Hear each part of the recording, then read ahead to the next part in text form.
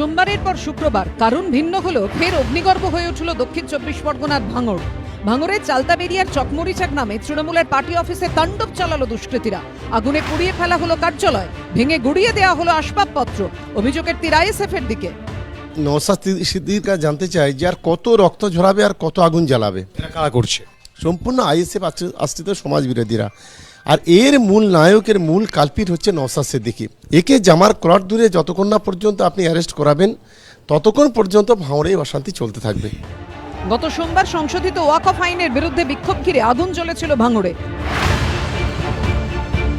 সোনপুরে পুলিশের গাড়ি ভাঙচুর করে আগুন ধরিয়ে দেওয়া হয়, উল্টে দেওয়া হয় প্রিজন ভ্যানও। সেই ঘটনায় ধৃতদের মধ্যে বেশিরভাগই আইএসএফ এর কর্মী সমর্থক বলে সূত্রের খবর। আইএসএফ এর বিরুদ্ধে হামলার অভিযোগে এবং সরকারি সম্পত্তি নষ্টের প্রতিবাদে রবিবার সোনপুর চলো কর্মসূচির ডাক দেয় তৃণমূল। তার আগেই শুক্রবার গভীর রাতে চকমরিচা গ্রামের তৃণমূলের পার্টি অফিসে আগুন ভাঙচুর তাণ্ডবের ঘটনা ঘটল। আবারও উত্তপ্ত ভাঙড়।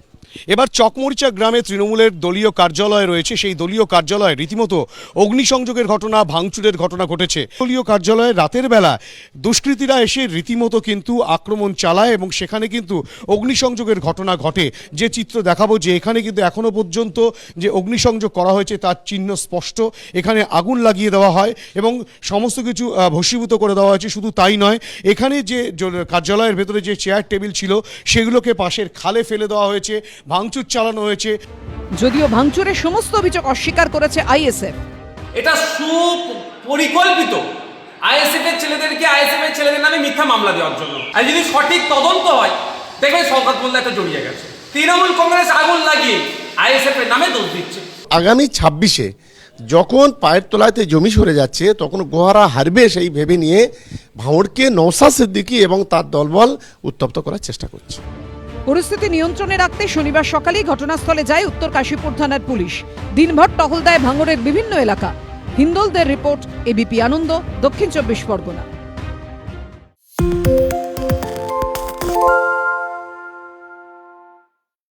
সত্য অন্তহীন, সত্যের খোঁজও তাই, সত্য সন্ধানে তাই আমরা অক্লান্ত, অকুতভয়। এবিপি আনন্দ নতুন ভাবনার প্রতীক, যা মনে মুক্ত, তথ্যে যুক্ত এবং যাবতীয় সীমানার বাঁধন থেকে মুক্ত।